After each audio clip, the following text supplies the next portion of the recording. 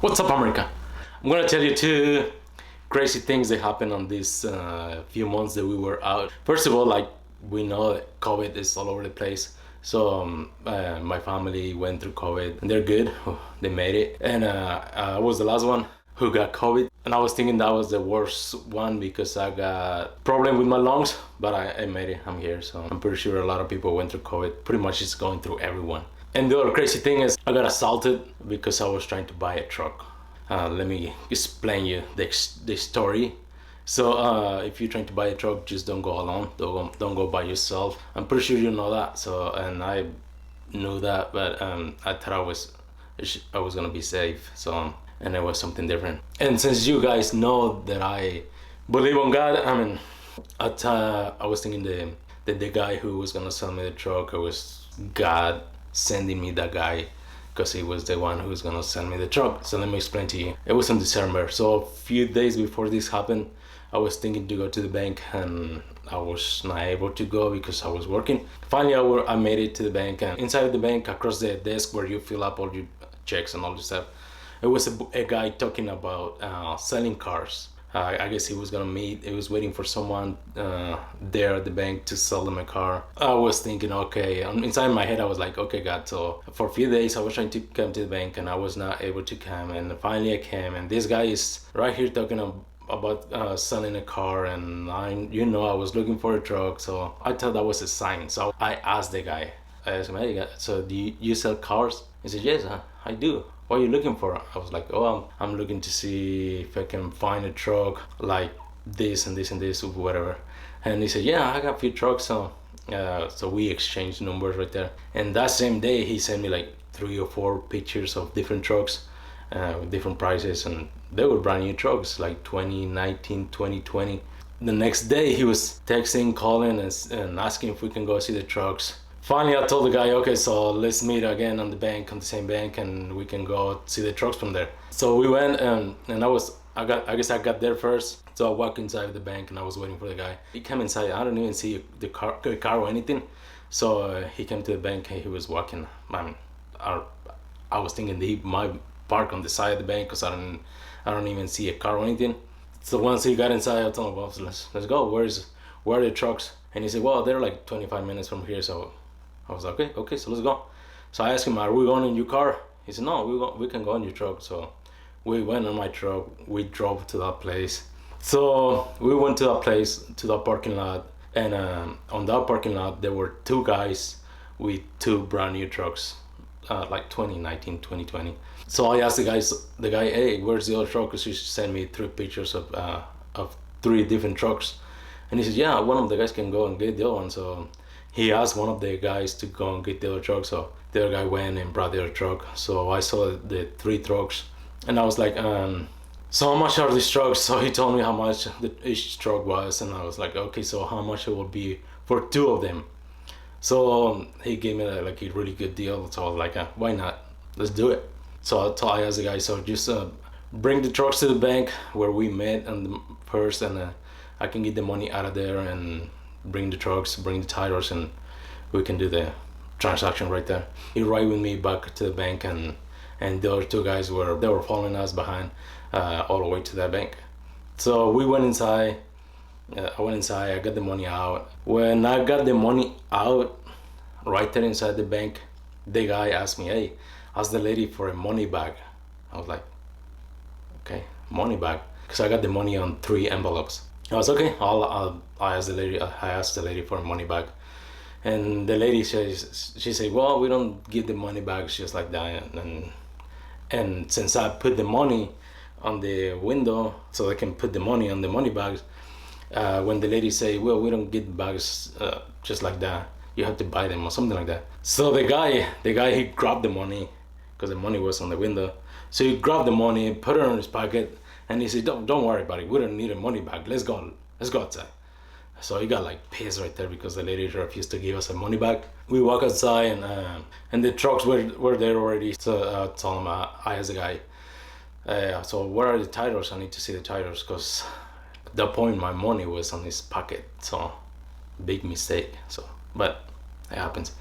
So he said, well, they don't have the titles. I was like, what?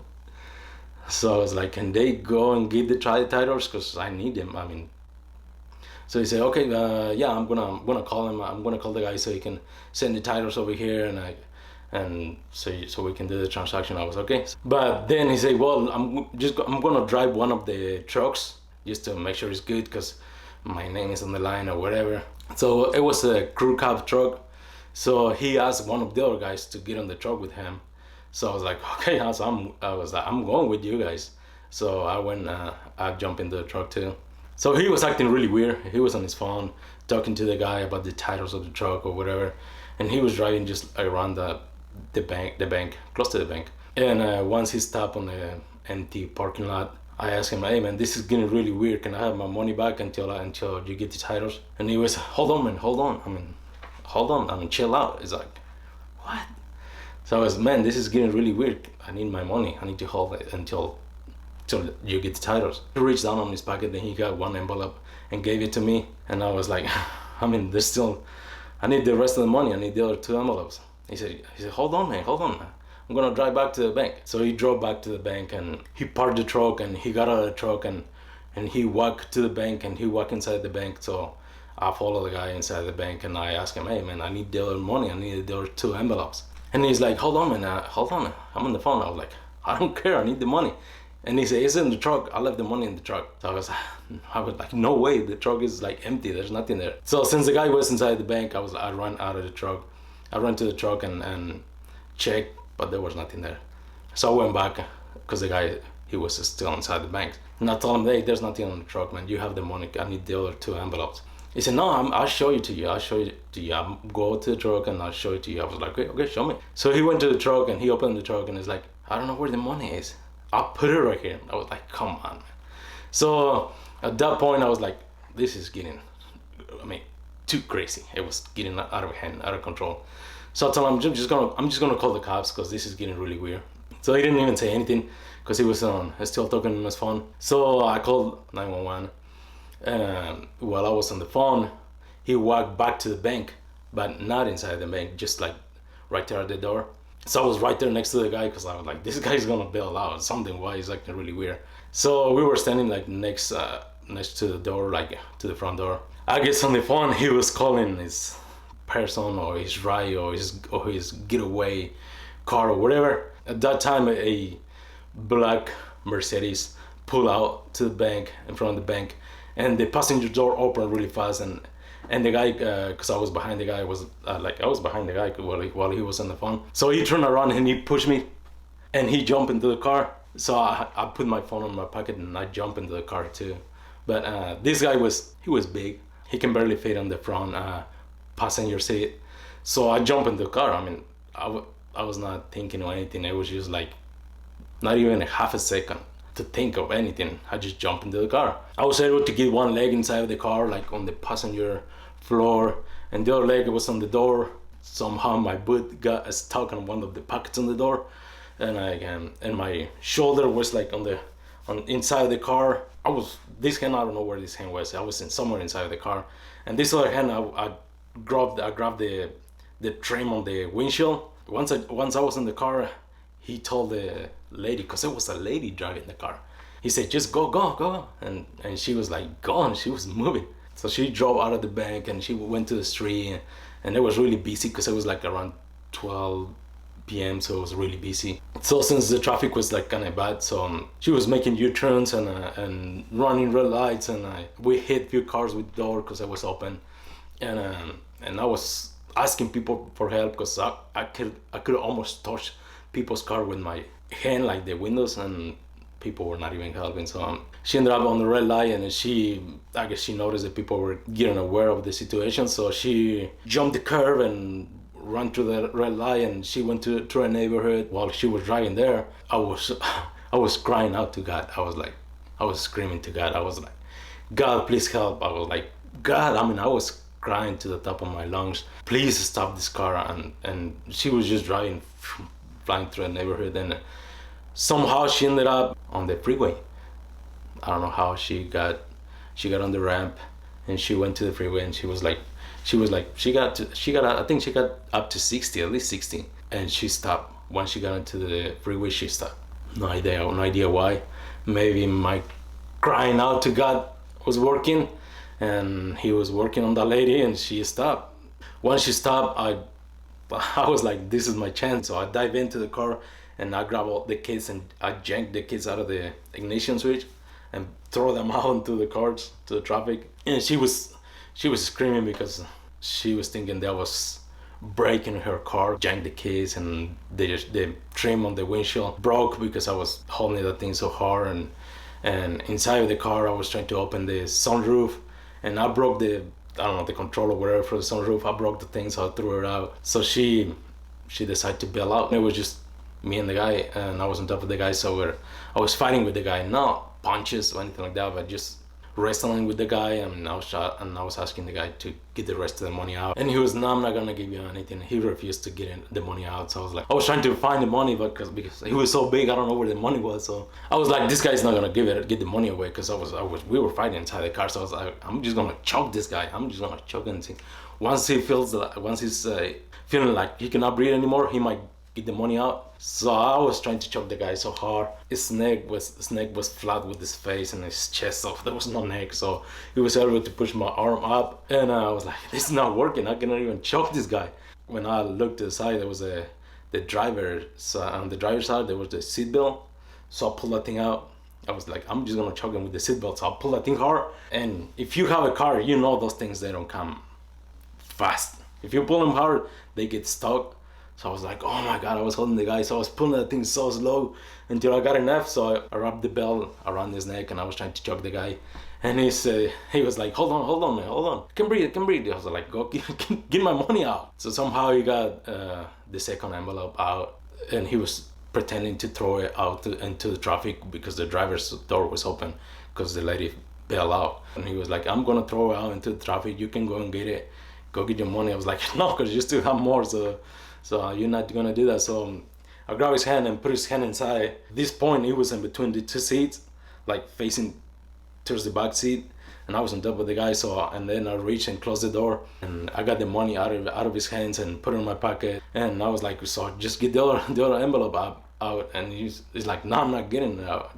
You're not getting any money. So I was, I'm gonna choke you again, man. So I grabbed the seat belt from the other side, and I was doing the same thing. And I wrapped the belt around his neck, and I was trying to choke the guy. I was doing whatever I can. It happened the same thing when he was like, I can breathe, man. So I said, let's go get the money out. So he got the other envelope out, and I got the envelope. I grabbed the envelope from his hands and put it in my pocket. At that point that I got my envelope and all the fighting, his phone fell off. So I put his phone in my pocket just to give it to the police. When everything was over inside the car, this is one of the craziest things. I was praying for the guy. Even if you don't believe it, I do not remember what I was saying, what I was asking God, or what I was praying, but I know I was praying for the guy. It's crazy. And all the fighting, all the stuff that was going on inside the car, I don't even punch the guy on his face, or nobody was bleeding or anything. I know I could have done that, but I never did it. I was just wrestling with the guy. So once I wake up from my praying time with the guy, I grabbed my phone, and I was on top of the guy, holding the guy. So I opened the driver's side door again, and I was hitting the back window of the car with my phone, trying to get people's attention because there was traffic, and people were just driving really slow and look inside the car and just keep driving. I was hitting the glass so hard. I was calling people. I was like, please help, and nobody stopped. A few minutes later, a lady stopped. She stopped way ahead of us, and I can see her through the windshield, and she got out of the car. She was on her phone, and then she got on the car and left. I guess she was calling 911. Another guy stopped, but once he stopped, he was an older guy, and he was like, what can I do? Can I help with something? I was like, just hold the guy, just grab him, do something. He was not even able to get into the car. So at that point, a ambulance was driving west on that freeway, and they stopped. And once they stopped, I was like, okay, this it. I'm just gonna let the guy go, and I'm gonna get out of the car, and these guys will help me out. So I got out of the car, and I was really thankful that those guys stopped. They were confused because they don't even know what was going on. I was so thankful. I think I was crying to the guys because I'm glad. I was saying, I'm glad you guys stopped. Thank you for stopping. And the other guy was just laying inside the car, And I asked the guys, the guys on the ambulance, hey, do you guys have any water? Because I'm so thirsty, I'm dying. And they said, we don't have any water, but there was a water, it was a gallon of water on the floor, on the passenger side. And I was like, there's water, can I have some water? One of the guys said, no, that's my water. I was like, I don't care, just pour it in my hand. I don't need to put it, you don't need, I'm not gonna drink it from the jar, just pour it in my hand. And they say, oh, shake his head. So he was pouring water in my hands, so I was drinking the water from my hands. Maybe not even a minute, like 20 cops show up, and fire trucks. I think even the helicopter was there. It was flying over. That's how they got the lady. Somehow they got the lady. They caught her somewhere she was running, and they caught the lady. They took the guy in the ambulance because he was complaining that he was not feeling good. One of the guys who was driving the brand new trucks, it was there. One guy was there. I was gonna say something to that guy. I was gonna say, hey, you whatever, you were working with this guy or whatever. And the cops told me, hey, don't talk to the guy, don't say anything to him. I was like, why? I mean, he was with this guy, and this guy was trying to kill me because he was trying to push me out of the car a few times because I was hanging out the door, and he was trying to push me out. I mean, they were trying to kill me. It was not enough. They were trying to take my money. They were trying to take my life too. So the whole thing was over there, and I just went to the bank, back to the bank. I gave the money back to the bank. They counted everything was there, and I went to the police station to give my statement, and they asked me if I want to press charges to the guy. I was over from there. Yeah, it's a crazy story. But the crazy thing for me, it was like the crying aloud to God. I was crying like never before to God because I needed God right there, really bad. So that was one of the craziest things. And the other one, it was when I was praying for the guy inside the car. So that was really crazy. Things that I do not understand, but it happened. Later that night, I went to the hospital because I was not able to breathe good. So I went just to make sure everything was good, and I ended up with the cracked rib, I guess, from all the fighting. And that was it. I'm still dealing with it, but that's the story. So that's why I was saying in the beginning, I know you guys are smart, and I am, but if you're gonna buy a car, don't go alone. Take someone with you, and just, even if it's a public place, I mean, still those people do it in the middle of the day. And later on, I find out which dealer those guys work with, and I went to the dealer, and it was a mess there. The way that these people work, the guy who was gonna sell me the trucks, he knows someone inside the dealer. So when he has someone who's looking for a car, he calls his buddy inside the dealer, and he asked him, hey, can I borrow a few cars or trucks or whatever to show this person because he wants to buy it. And they work together, I guess, on the end when they take the money away. When they rob the people, they just, I don't know, I guess they just share the money. I don't know. But yeah, they work with people inside the dealerships to borrow the cars, to show it to people who wants to buy them, so I can think like, oh, this is brand new, it's clean, not even a lot of mileage on it, so it's a good deal. And then they jump you, take your money and rob you. So be careful out there buying cars. That's crazy. It's one of the crazy stories that happened on this time. But I don't know if it's gonna help you out or not. But if you went through something like that, you understand. And let's learn something. And I'll see you in the next one. Bye.